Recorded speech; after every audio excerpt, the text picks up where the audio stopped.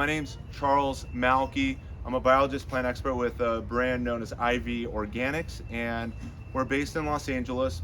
We come down here, if it wasn't for COVID, at least once or twice a year. We're the #1 garden product YouTube channel since like 2015. And it all started with our paints. And for the first 200 of now the 400 videos that you'll find on the IV Organics YouTube channel, we simply painted an avocado tree, we painted a mango tree, we painted a citrus tree, and we just kept on painting trees and tried to do it in an exciting way. And from that, we grew this audience that right now we have 180,000 people following us, and we teach an average of about 10 to 40,000 people every day. But it all started in a room just like this. Like, I really love teaching. My background is pre-med. I spent about 3 years working with a cardiothoracic surgeon, a heart surgeon at UC Irvine, published in journals of surgery, and basically sharing some of these science projects that we're working on. One of them is kind of the core of what our paints are, and that is we basically encapsulated, which is basically, encapsulating antibiotics using fats. And when performing surgery on people, and again, this is a heart surgeon, so they're looking predominantly at aorta and replacing it with synthetic parts. What we would do is basically put in this encapsulated antibiotics at the site of surgery, and it would release antibiotics over the course of several days to weeks. But most of you know, when you take antibiotics, how long do they last? Usually not 24 hours, but it's usually like 6 to 8 hours. That's why you got to keep on taking them every 6 to 8 hours throughout the day to keep the level of antibiotics high in your body. But by encapsulating it, it continuously allowed antibiotic protection at that site. Similarly, what IV Organics did, and I'm going to get more into when we talk about whitewashing, but we've got this base powder that encapsulates these oils. When you use horticultural oils in the garden, they usually dissipate in a matter of minutes, hours. Within a couple of days, it's gone. But if you can encapsulate it as you're brushing it onto your tree, you're going to offer all of those protections that those oils are going to offer your plants for a much longer period of time. And that's where we started, and it was from that we grew. And we've now got our paints, our ready-to-use spray bottles, fertilizers, and there's so much more coming, hopefully before the end of this year. So that's a little bit of background on myself. That being said, I'm gonna share some questions throughout today's lecture. I've got $25 gift cards for spending here at Walter Anderson Nursery. You can buy our products, which I'd prefer, but you can also start buying any other products, obviously, and I encourage you guys to buy your food-based trees ideally, so it's something hopefully you'll remember this event by, and hopefully reap the benefits for many decades to come with proper care that you're going to learn in today's lesson. The focus today is on summer tree care, and I'm basically sharing the top 4 tips I can share with you to basically succeed in caring for your trees going into summer. General topics are going to include summer pruning. We're going to talk about whitewashing, we're going to talk about fertilizing, and we're also going to talk about mulching. So those are like the 4 key topics that we're going to discuss. But question number 1 is, and I want to make sure I read this right, is what is the most important season, USA, because I'm just looking more broadly, not San Diego. San Diego is a specific climate. What is the most important season, USA, for whitewashing, which is basically painting your fruit trees? Any guesses? Hands up. Hands up. I saw you first. So fall is one answer. Another hand? Spring. Spring. Winter. I'll take summer. Okay, so now we got them all. But you're a CRFG, right? With the white hat. You are. So I'm not going to count you. I'm going to give it to fall because you're basically protecting your plants from winter. So you'd paint your plants in the fall. So I'm giving it to you. And what's your name? Shay. Shay? Here you go. So Isabel, if you want to pass this out. And congratulations. So most people would say, in our #1 season of the year, #1 month of the year for selling these whitewash products is summer and spring. Most people are wanting to protect their plants from summer sunburn. The #1 reason for whitewashing your trees across America is predominantly for protecting your plants from a phenomenon known as winter sun scald. And that's a phenomenon where your nighttime temperatures dip into, it's never freezing here, and that's why I qualified with USA. But if it's like freezing cold nights followed by warm afternoon days, and we do have that. I mean, I'm up in LA and there could be cold, nights that are like really, really cold, and then days are like really, really hot. That stress, that basically dichotomy in weather that's happening to the plant, which again, the roots, even during the hottest time of the day in winter, those roots are still cold. They're still in damp soil that's been wet for a month and it's not drying out because the sun's low in the sky. It's not out long enough. It's winter time, so it's shorter light hours. So the soil's staying cold, but the plant's actually staying hot and it's drying out. And this is where basically whitewashing your plant in the fall will protect it from this winter phenomenon of stress to the plant known as winter sun scald. So you basically protect the plant by whitewashing it or painting it, and that helps keep the plant basically, cooler. So when that sun's hitting it, it basically, just like sunscreen on your body, is going to help protect your skin, which is protecting the tree's bark and underlying cambium tissue. So come spring, even though some plants might go into bloom and shoot, it sometimes quickly thereafter just dries out just because it lost so much moisture during those winter stressful months. Yeah, Shay. How high up do you have to paint the tree? So her question was, how high up the tree do you go? And the answer is, and I'm actually going to have Isabel demonstrate in just a moment when I talk about summer sunburn. But to answer her question, you simply want to protect the tree trunk and the lower branches. But here there's like leaves, interfering, but this entire branch here could actually benefit because the sun's just coming and hitting it. And you'll notice as you go into the avocado orchard here that there are some plants that you will find sunburn on because it's continuous maintenance, and every time it pushes out and the branch dips or is lacking leaves and those natural protection, it's going to burn.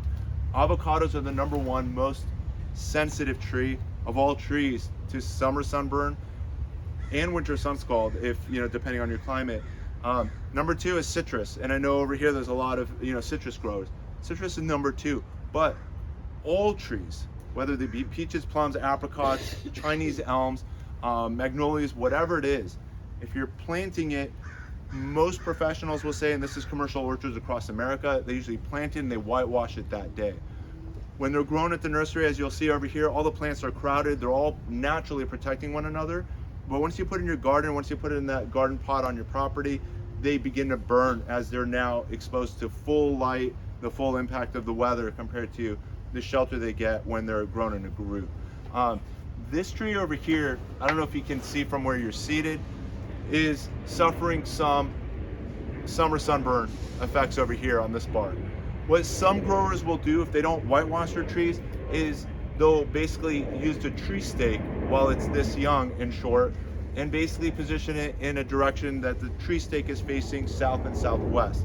So as you can see right now, I'm looking at my shadow, which is pointed in this direction over here. I would simply turn the tree stake this way to make sure the tree stake's getting the sun. The tree is now protected by the tree stake and is now in the shade. Even though the leaves are getting the sun, it's going to still grow and everything else, but the goal is that the tree stake's now protecting the tree, assuming you're not going to do anything for it. This is some protection, but the better way to go about it, and I'm actually going to have Isabel do it for us, is paint it. And what I want to share with you now in regards to whitewashing. So we talked about painting the heart of the tree. What I want to share with you, and actually Isabel, if you can pass these out, whoever gets these, if you can keep them together so you can kind of see it, and feel free to like open it, and I'll share with you what the oils are in just a moment. But if you want to pass it off to the first person next to you, and I'm just going to read basically what the ingredients are on here. So traditionally, whitewashing, I'll get to you in just a second. Traditionally, whitewashing, if you go back into BC times, it was traditionally done using clay, or sometimes referred to as mica. So you'll put some clay on the tree, or another one to do is like limestone. You'll basically use crushed limestone, add water, and apply it to your tree. But those, as soon as you get wet a couple of times, they basically, it washes right off.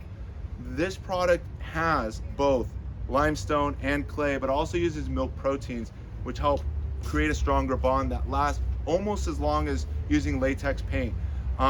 Additionally, the product has diatomaceous earth. So some of you guys have used diatomaceous earth in the garden.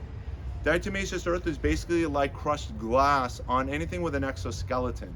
So if there's any beetles or termites or anything trying to bore into your plant, or if you got roses and you're doing some pruning and you want to protect it, this will keep anything from going in, and if there's something in there, if it comes out, it's going to shred the heck out of that pest, and basically they'll dry out and die.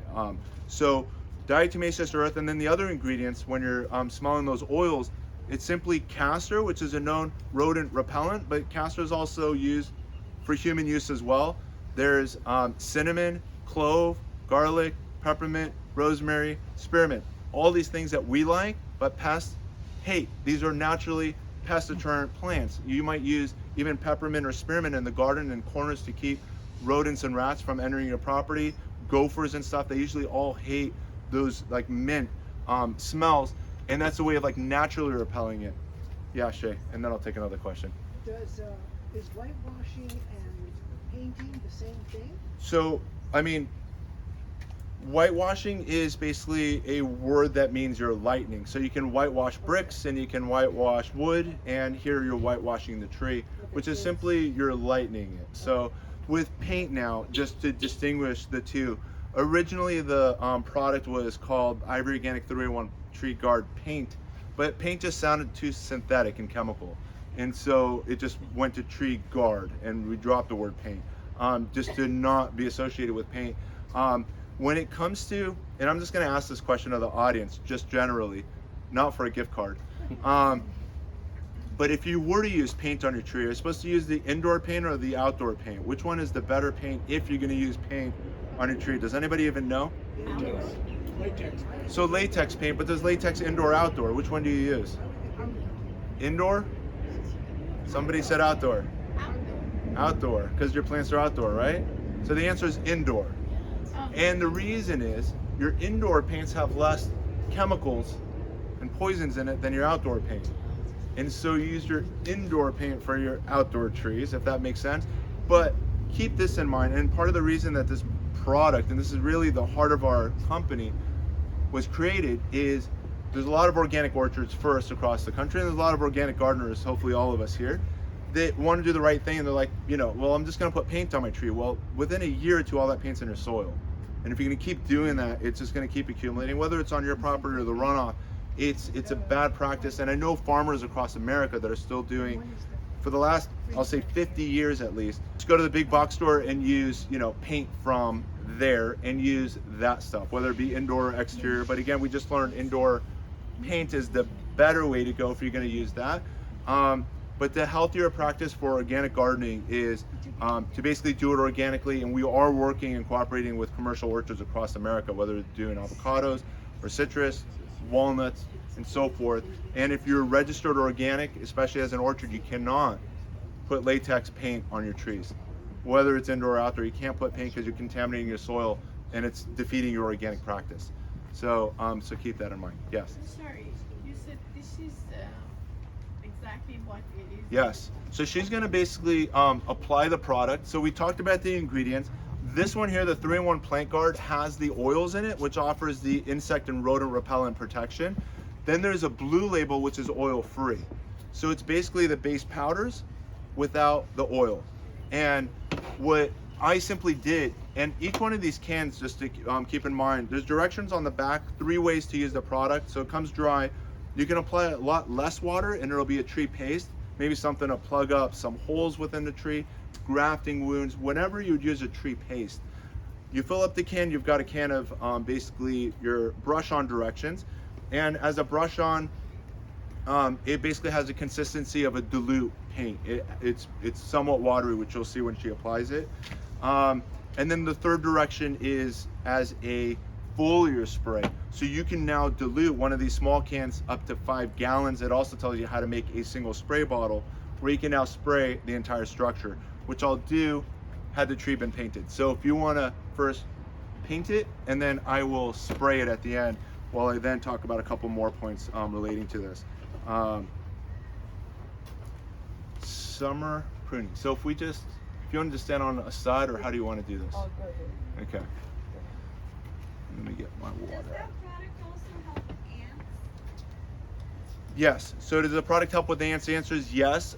The thing to keep in mind is pests can still walk on it, but the goal is you're basically protecting the structure from things going in it. So if you see the ants like basically tunneling, I've seen it many times on fig trees, because the center of the wood is so soft, it usually collapses and things will start colonizing within the fig tree. I've seen it on apple trees or borers and other things. You're basically protecting anything from going in and out of it, which usually it's ants, helping to support termite colonies within the plant and so forth. So you're basically protecting all that so the trees last longer and do better on your property. Yes? We have a tree, it's not a fruit tree, but it is infested with termites. Yeah. Though it's still partially living. Could we do this after the fact? Absolutely. So as I mentioned, if you've got pests within the plant, by putting it on, you're basically also going to be damaging the pests within the tree that are trying to get out too. So as you see new holes coming out, just do a second application about a month or two later, and you'll notice eventually that population will go down and the tree should hopefully heal over those wounds that were created. I know there's another question I missed you. Yeah, you said you return the tree to work. What is the purpose? Like for the branch to protect it from sun or from? Yeah. So when I turn the tree using the stake to protect the tree branch, if I were not whitewashing it, or maybe it's going to take you a day or a week to get to it and it's going to be out in the garden, consider using your stake as protection to the tree trunk. So a lot of growers, they'll immediately take the tree out and they'll position it, being mindful if there's a tree stake, to basically use it to automatically guard against the sun. We all have the notion that the sun at noon is above our heads, but here in the northern hemisphere, it never is. It's only on one side of you. So imagine like if you were standing looking south at the equator, the sun is always going to be like in your face, like because you're looking, the sun is basically hovering around the equator. That's where it's like straight up. But for us in the northern hemisphere, it's only hitting the southwest, which means my back will always be in the shade all day long, year round. It's only one side of me that's getting all the sun. Most of us don't realize that. So be mindful of that when you like look at the trees in your garden. You'll notice it's one side of your tree that's getting burnt. And even there's actually another, it was our one of our inspectors that came in to our warehouse a few months ago that said, what does it matter if one side of the tree burns? Like it'll still thrive and grow off the backside. I said, yeah, but it's already like now half weakened and you've now just exposed an entire area now for pests and disease to enter. Because there's one half of your trees that's now dead if you allow it to just burn and you don't care for the entire like structure. And it's like, oh, that makes a lot of sense. And the goal at the end of the day is you're planting the tree and you want it to last hopefully for many decades on your property and not just, a few years where it grows. And especially avocados, they'll usually, if you can't get them past that second year, I mean, it's usually those first years that are the most stressful, the most hardest to like get them up and off the ground. Again, predominantly because of summer sunburn. And I know in San Diego it's a better climate, but for us in Los Angeles it's a bigger issue. I know people out in Redlands where it's even like 115, 120 hot. They successfully grow avocados, but they got to get it past that second year. And usually the heat alone will usually like just decimate them. Yes. So the brush should for like all young trees, not like maybe we don't need like every year for several years. Things like that. Okay, I'll answer that question. Can I borrow your phone, by the way? So I'm gonna set this down while I then demonstrate this point. So I just want the time. So if you can just leave it for me. And I'm just gonna spray it so they can see what it looks like afterwards.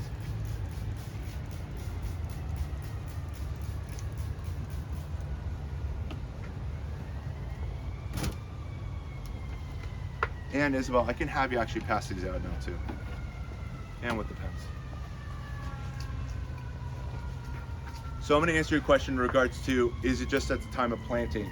So what we've done now, I'll get to you as well. So what we've done now is we've whitewashed the entire structure, leaves included. This will also help the plants, whether it be your avocados or even your tomatoes and squash and peppers or any other plants, your Chinese elms.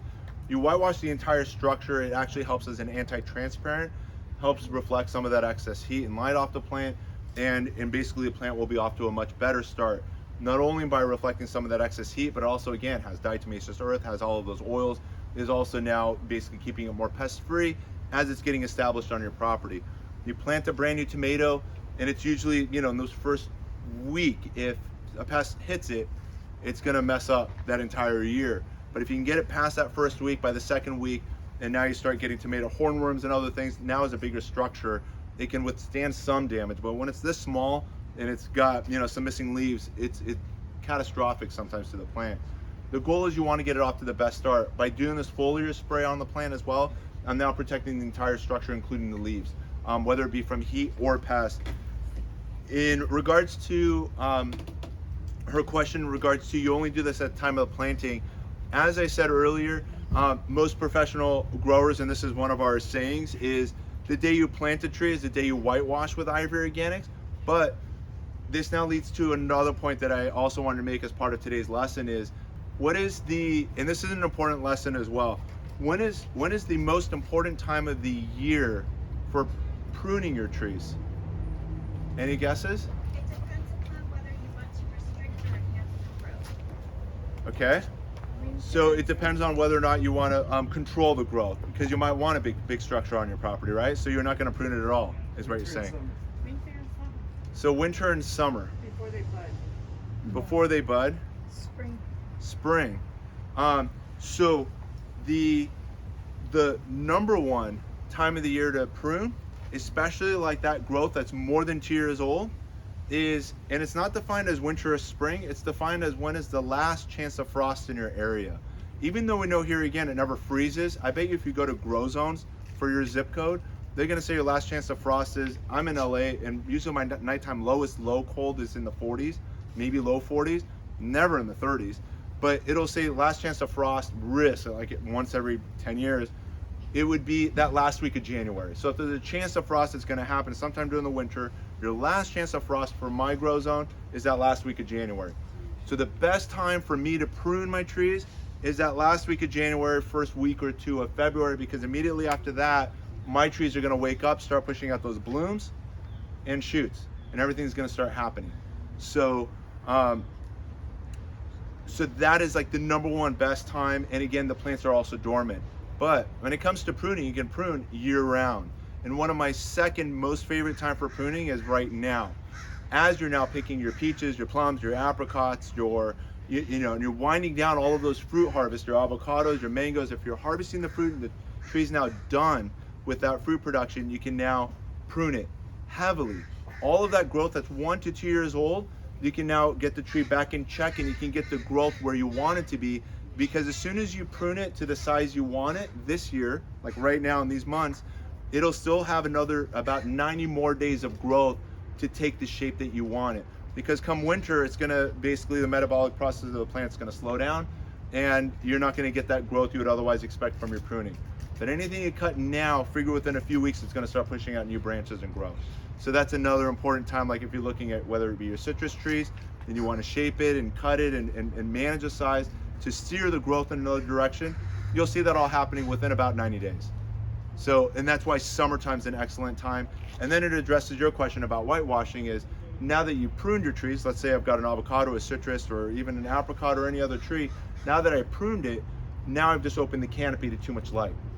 And now again, first, second, and third degree sunburn damage can happen to the tree. If you go to the Ivory Organics YouTube channel, I have dozens of examples of citrus trees with third degree burns, meaning you'll see the, for example, a landscaper that came in, I know this on this one property where I got some footage I share, you can go to a third degree sunburn orange tree. There was one of my friend's properties in North Hollywood. She had her tree pruned in spring, and by summer, the entire southwest side of the tree from about here down, all the bark started like peeling off. Like I would basically just simply touch it and the bark just peels right off. So the bark is damaged just like our skin would be damaged, and then the underlying cambium tissue is damaged as well, exposing now the underlying wood to termites and beetles and everything else. So now all that damage is happening to the tree, and the life of the tree will now be shortened significantly. So third degree sunburns that all happen because of pruning. One could be at the wrong time, but the other thing too is that underlying tree trunk and lower branches were exposed to the elements, and had it been whitewashed, it could have been protected. So now you know it's not just at time of planting, it could also be as you're managing the tree, is to always be mindful of the amount of light that's coming onto that tree trunk and lower branches. And we usually define it as that's the heart of the tree. As long as the tree trunk and lower branches are protected, if anything bad happens up above, you can always cut it, and the heart of the tree will always push out another branch. But if the core is hurt, then the tree won't perform as well. Yeah. Should you heavily prune a citrus tree at this time of year?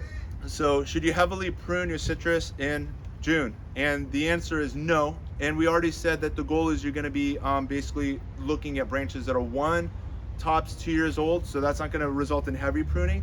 And the other thing too, just general rule for citrus, most people say don't prune them. Other than if there's a branch that's in the way, or like sometimes you get a straggly branch, so you just, you know, try to manage that. But another really good practice when it comes to pruning is be mindful of the fact that just in general, all your plants on your property should have a base, so the roots that are bigger than the above ground structure. And just as branches above the ground die from time to time, there's roots below the ground that are dying from time to time as well. You know, dealing with whether it just be elemental or nutrition or something, but there's also gophers that could be hacking at your roots too and you don't even know it.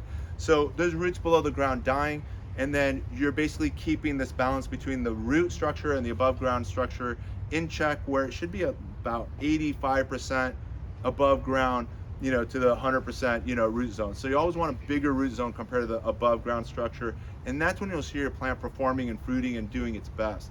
So always be mindful that it's actually beneficial to be going in there and taking a little bit off the tree. Yes. 2 questions.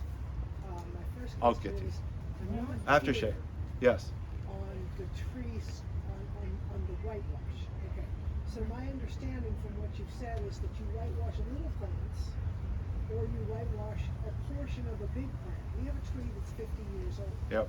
And so my question is, do I whitewash the whole trunk and the lower branches of the orange tree? So Or just up the trunk? So what you're looking at, so she's asking, do I whitewash the entire structure? If it's a 50-year-old orange tree, I'm assuming it's like 20, 30 plus feet.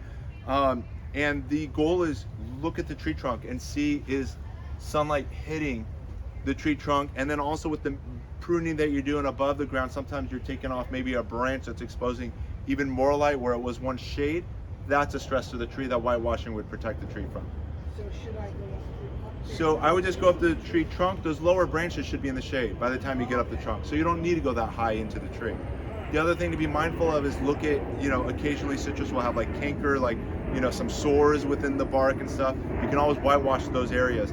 And the other thing I was waiting for some of you to say is, does it have to be white? Maybe you don't want white trees all over your property, and the answer is no. And I made sure that Walter Anderson got other colors in stock as well, because we do have our 5 colors for the yellow can are brown and green and gray and greige, and my favorite is greige.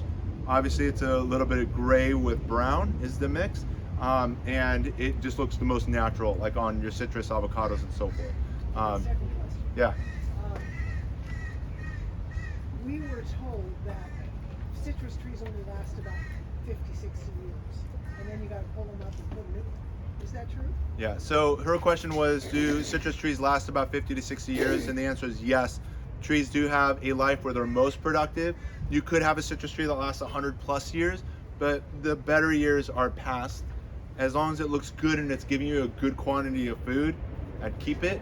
But once you see that it's not giving you what you expect, and you're feeding it and you're caring for it and it's not giving back after a couple of years, you might want to consider just starting something new. And if you already anticipate that that day's coming, you might want to plant another, if it's your goal to have another orange tree or a lemon tree, to just get that one started maybe. Place to put it. That's Yeah, so you're waiting for that spot.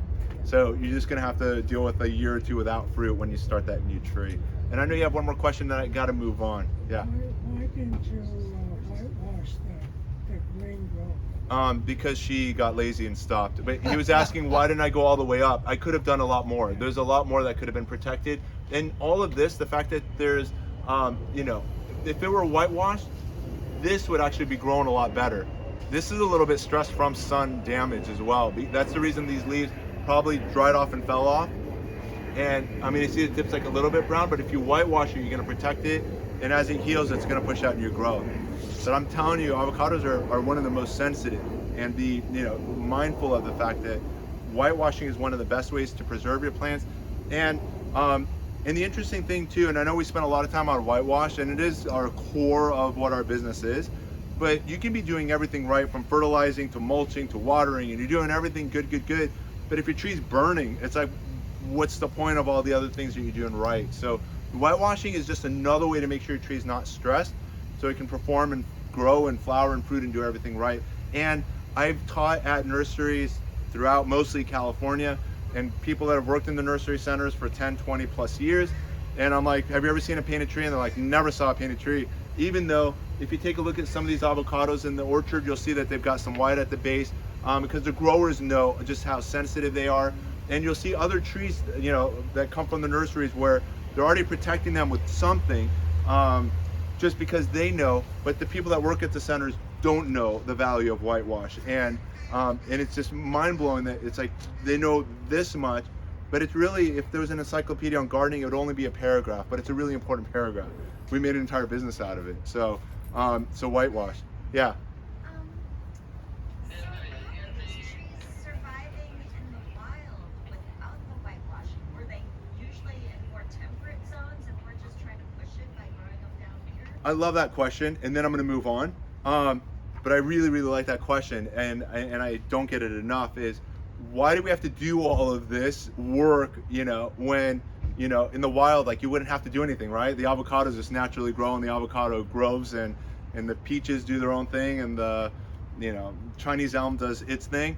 And the answer is, this is not the native environment. We're close, you know. Guatemala, I know, is like, you know, one of the places where most of the avocados grow naturally. Citrus, Australia is kind of where the roots of citrus came from. But the other thing too, with all of the trees that we're getting predominantly here in nurseries, for one, they're grafted. They're trained to be more like in a tree shape. And the other thing too is you're putting them in a garden where they're standing alone. In nature, again, they would have been surrounded by other trees, and not all of them would make it. 1 out of 1,000, you know, would be in the right position at the right time with the right amount of light, and then that one makes it. But we want to take this tree and make sure, like, we put it in our ground and for sure it's going to work. And then now we got to apply fertilizer and do all of these things to make sure that it works. Because almost 99% of the plants, I'm pretty sure in most of our gardens, are not native. And I was happy to see that they've got some native plants here in this nursery here at Walter Anderson. And just a quick plug-in for native plants. By planting the plants that were here 200 million years ago, you're going to attract the pollinators, the bees, and all the other things that are recognized, and it's in their genetics, like, to look for those plants in your garden, and that'll help basically drive up. And a lot of, even on the commercial orchards, are doing native plantings to basically drive up natural pollinators that then visit the plants, the desired plants in your property, whether they be fruits, vegetables, or anything else that you want to basically increase pollination on. One way to accomplish that is by planting native plants in your garden. So that was a plug for native plants. I gotta go just because we've got about 40 minutes left. Not 40, we're at 40. We got 20 minutes to go. And I've got a question for you guys as well. Let's go to fertilizer. And thanks for coming, Maria. Thanks. You're welcome. So when it comes to fertilizer, you're basically gonna pick up your bag of fertilizer, you're gonna read the back, and you're gonna apply whatever it tells you to apply. My question to you, and for this is for a $25 Walter Anderson gift card. And I'm gonna do it by show of hand, and Isabel, my assistant, help me look at hands, okay? Here's the question. Hands up, don't yell at the answer. What is the most important, your heaviest application? And I also want to disqualify real quick the California rare fruit growers that got my gift already. What is the most important, heaviest application month of the year to fertilize your trees? Hands up. I saw these two. Sir? And 3. I would say March. March? Another one? February. February? Another one? I'll say January. January. I need some more. November? At the time to plant to get a good base. So pick a month. Oh, at the time to plant, so to get a good base of the fertilizer. What month is the best, when you should apply the most fertilizer to your plants? February. I saw that hand in the back. April? October. October? June. I'm gonna give it to June. I'm gonna give it to June. And you're not California rare fruit growers, no. You're not. Here you go. Isabel, if you want to pass this to her. So June is the answer. We're in June. Light hours are peaking, temperatures are warm, plant's metabolism is at a maximum. I've got this chart over here.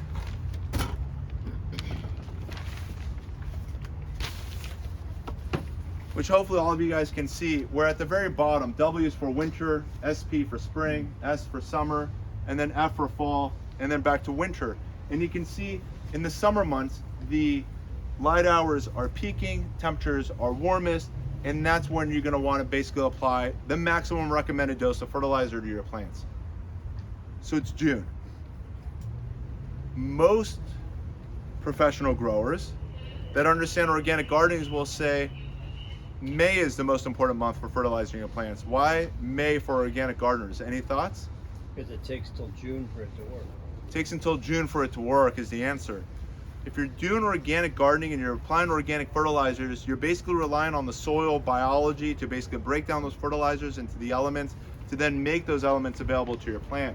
And so May would be when you'd fertilize your plants organically, making sure that those elements are available in June. But if you have not yet done so already, this is your month for going home, fertilizing your plants and making sure that they have all the nutrition that they need so that they can continue performing throughout the rest of the year. But as you saw on the chart, there is actually 3 important months of the year, seasons of the year, to make sure you're feeding your plants. And that is spring, summer, and fall. For us in Los Angeles, most of us define spring as late January and early February. The plants are beginning to wake up and we want to make sure there's nutrition in the ground. And usually, me and my gardening friends, we don't apply the maximum recommended dose of fertilizer in spring. We give it something. The light hours are still shorter. It's instead of 10 hours from winter, it's now becoming 11 and 12, as we get to March. But right now we're dealing with 14 hours of daylight. The trees have a lot of work to do and you want to make sure that they've got all the nutrition that they need. Just as we supplement our bodies with vitamins, we want to make sure the plants have everything they need so that they can thrive as well. And what Ivory Organics did we're now familiar with the 3-in-1 plant guard with the oils, the whitewash formula, which is the blue label, which is oil free. So you're dealing with just the summer and winter, protections to your plant, but without the pest issues, and then the ready to use spray bottle. What Ivory Organics noticed a few years later was that there's a gap in the market when it came to fertilizers. And we sat down with our distributors and they're like, why would you want to get into fertilizer when you got a product that nobody has? And now you're going to jump into a world where there's like 1,000 people competing with fertilizers. And if you go to Google, and this is where it all started, and you do a little bit of research on plant fertilizers, I'm just want to see if I'm going to give this one to you guys. I will. So for a gift card, okay? So you're going to Google, except for my CRFG people. I'm going to give you the last question. It'll be open for all. Non-CRFG people. How many, and the reason I'm disqualifying the CRFG people, for those of you that are not, I taught them about 2 days ago. And so they'd be cheating if they actually, if they remembered something from 2 days ago. So I've got a question at the end for that last gift card that I'll open for them. So question number 3 is, how many I want to make sure I do this right. So again, you guys can raise your hands, okay? And not shout out the answers. And Isabel helped me look around the classroom. And here's the question. How many plant macronutrients are there? And these are nutrients that plants need in abundance in the soil. I got 1, 2, 3, and 4. So 1. 3, 2, how many? 18, another one? 19, 4, 3, you're CRFG. Yes. Yeah, so I'm gonna wait one more second. Anybody else? Isabel wants to participate. Yeah, 3, we heard 3. I know, but that's what I think. Yeah, I know, most people would say that. So do it. 6. 6. 6. Okay, good memory from 2 days ago. Here you go, Isabel. So 6 plant macronutrients. So it's mind-blowing that everybody's focusing on those 3. What are the 3 macronutrients that all of you guys know? NPK, nitrogen, phosphorus, potassium. But if you go on your Google and you're like plant macronutrients, Google will tell you there's 6. So then you're like, now go shop and find a product that has 6 macronutrients in it, and there'll be some that come close, but 99% of the products out there don't have 6 macronutrients. So I'm like, we got to now come up with this product that gives customers one product that gives their plants everything they need. And that's when we came up with the Ivory Organics all-purpose fertilizers. There's a super blend which has plus azomite, and this has a higher NPK. And then there's the premium blend fertilizers, which don't have the plus azomite in it, and it has a lower NPK. So there's a premium at one price, and then our super blend just has higher percentages and plus azomite. And what azomite is, just crushed volcanic rock. So your 6 plant, go for it. So the 6 plant macronutrients, so we heard NPK for nitrogen, phosphorus, potassium. The other 3 are magnesium, so it's the heart of the chlorophyll molecule. Sulfur, which sometimes you'll see greening products where they'll have nitrogen and sulfur because they both help with the greening of the plant. Sulfur also is important for the metabolic processes of the plant as well. So sulfur, and the other one is calcium. And you'll see a lot of people using their crushed eggshells for their tomatoes, but that crushed eggshell method works for all plants because the cell walls of all plants have calcium, and they rely on calcium for the development of those walls. So actually 1/3 of the plant mass is calcium. So if you were to dry out the plant and then break it into the elements, 1/3 of the plant mass is calcium. So more important than NPK, I know nitrogen I think is number 1, but calcium ranks number 3 of that plant mass is calcium. So if you don't have calcium in the soil, how can the plant grow? So that's why these products have all 6 plant macronutrients, and the super blend has plus azomite, which delivers a lot of the micronutrients, which comes from volcanic crushed rock. The other thing as we're going into summer is phosphorus, which are in these products as well. And phosphorus is typically responsible for the flower and fruiting of your plants. Phosphorus also helps with, especially as we do this water restriction and water your plants less, phosphorus actually makes your plants more drought resistant as well. So consider that also when you're caring for your plants, making sure that there's phosphorus in the soil will help your plants actually perform better, especially with less water. The other things too I want to share, synthetic. If you're fertilizing your plants synthetically using, as some people call it, chemical, but chemical could be organic too if you're really looking at the definition of chemical. But chemical fertilizers are basically delivering those elements to your plants, the NPK, but it's not benefiting the soil. Earthworms are not eating synthetic fertilizers. The beneficial bacteria in your soil is not benefiting from those fertilizers. And then also there's mycorrhiza. And mycorrhiza are, have you ever seen like a mushroom pop up in your garden? So the mycorrhiza are simply the roots or the hyphae that basically travel below the ground. Mushrooms rely on the decomposition of the dead matter, organic matter within your soil, and they basically thrive off of that. But one mushroom can have a root that spans 1,000 feet. So like for example, when you see that oak tree at the top of the hill and the water's like at the bottom of the hill, those mycorrhiza can actually pull the water from below, giving it to the tree at the top of the hill. And the mycorrhiza basically are intertwined with the roots, delivering water in exchange for the tree's going to give some of its carbohydrates that it's making here to the underlying mycorrhiza in exchange for those waters. So there's that relationship because, so it's getting its sugars that way. So it's got the water, but it doesn't have the food. So the tree's giving the food in exchange for the water. So there's this whole network that's happening where if you see one mushroom, that mushroom's probably networking every single tree on your property, exchanging not just water, but also the nutrients and balancing things in your garden. But if you're doing things synthetically, you might be adding additional salts that are now also destroying that living biology that's there. And again, think about it, when you're putting, like those crystal shiny blue products, which again are synthetic, to your soil, you're not feeding the soil biology. And that's the reason for the organic gardeners that you'll start feeding your soil predominantly heavy in May so that they're all readily available by June. But again, for those of you that haven't done it, I still say go home and get it done, and so your plants can reap the benefit. Yes? So don't pull up the mushrooms? Don't pull up the mushrooms. Yeah. Yeah, mushrooms are a good thing. Like when you see it, it's like, awesome. You're networking the plants in your garden. Here we are in the last 10-minute stretch, and I see one more gift card down here.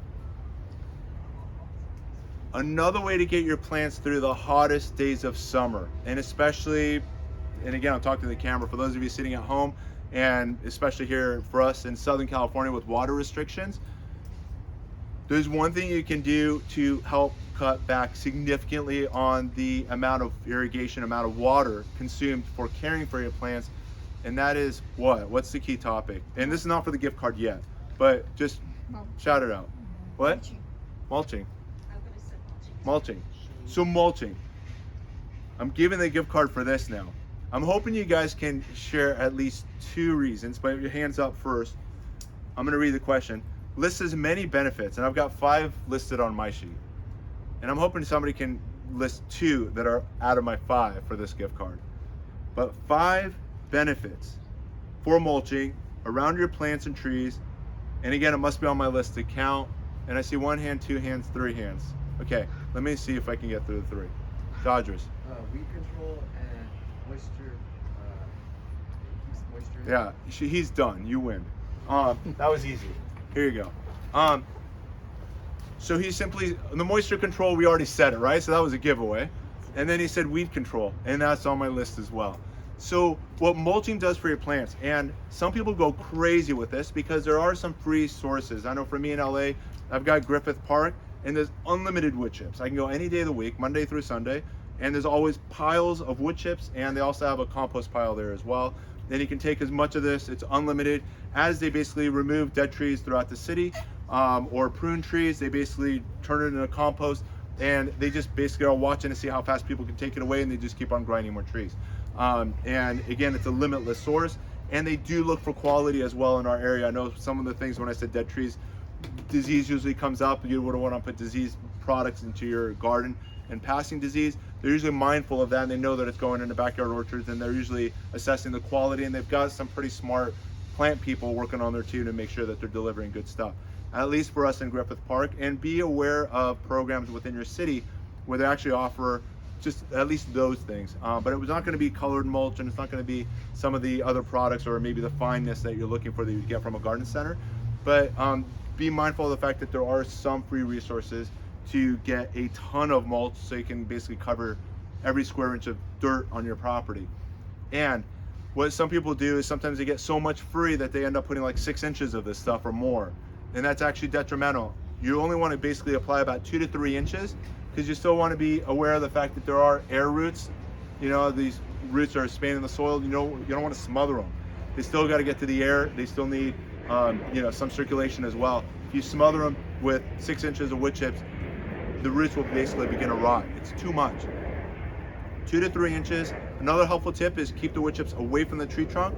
Wood chips absorb moisture, and so does the tree trunk on your trees. And you don't want those two in contact because it'll cause a phenomenon known as stem rot. So you don't want the stems on your trees rotting from the wood chips. So I'm gonna list now my 5 reasons. Actually, I can do it from the top of my head. So we talked about basically cutting down on water. So by putting the 2 to 3 inches of wood chips, you're gonna cut back on watering by almost 50%. So that's huge. So you just basically apply wood chips, 2 to 3 inches, and you can now water about half as much. You'll notice when you pull the wood chips back, the soil will remain more moist and wet longer than without that protection. So you're gonna cut back on water. As he mentioned, you're also gonna cut back on weeding, because now the weeds have to go through 2 to 3 inches of wood chips. That's gonna suppress a lot of weeds from happening.